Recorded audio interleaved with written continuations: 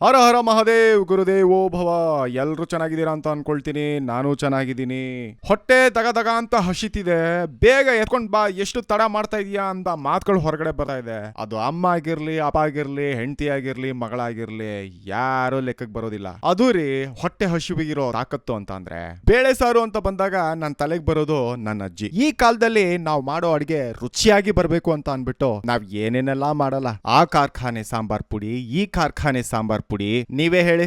ಒಲೆಗೆ ಬೆಂಕಿ ಹಾಕಿ ಬೇಳೆ ಬೇಯಕ್ಕಿಟ್ಟು ಹಿತ್ಲುಗೋಗಿ ಮೆಣಸಿನ್ಕಾಯಿ, ಕರ್ಬೇವು, ಕೊತ್ಮಿರಿ ಸೊಪ್ಪು, ಗೂದೆ ಹಣ್ಣು ಅಂದ್ರೆ ಏನು ಅಂತ ಅನ್ಕೊಂಡಿದೀರಾ? ಅದೇ ರೀ, ಆಂಗ್ಲ ಭಾಷೆನಲ್ಲಿ ಟೊಮ್ಯಾಟೊ ಅಂತಾರಲ್ಲ, ಅದೇ. ಇದನ್ನೆಲ್ಲ ಕಿತ್ಕೊಂಡ್ ಬಂದು ಹೆಚ್ಚಿ ಬೇಯಿಸಿ ಇತ್ಯಾದಿ ಸಾಮಗ್ರಿಗಳನ್ನೆಲ್ಲ ಹಾಕಿ ಅತಿ ಸರಳವಾಗಿ ಸಂಸ್ಕರಿಸಿದ ತೈಲ ಉಪಯೋಗಿಸದೆ ಖಾಲಿ ಹರಳೆಣ್ಣೆ ಮತ್ತೆ ಬೆಂಚ್ ಕಲ್ಲನ್ನ ಉಪಯೋಗಿಸ್ಕೊಂಡು ಒಗ್ಗರಣೆ ಹಾಕಿ ಅಡ್ಗೆ ಮಾಡ್ತಿದ್ರು. ಯಾಕೆ ಹೇಳ್ತೀರಾ ಅದ್ರ ಮಜಾನ?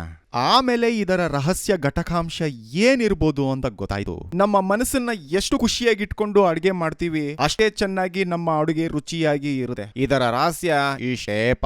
ಆಹಾ ಆಹಾ ಅಮೋಘ, ರುಚಿಕರ. ಮಂತ್ರಿ, ಇವತ್ತು ನಮಗೆ ಅಡಿಗೆ ಮಾಡಿ ಬಿಡಿಸಿದ ಭಟ್ಟರಿಗೆ 20 ಚಿನ್ನದ ನಾಣ್ಯವನ್ನು ಕೊಟ್ಟಿ ಕಳುಹಿಸಿ.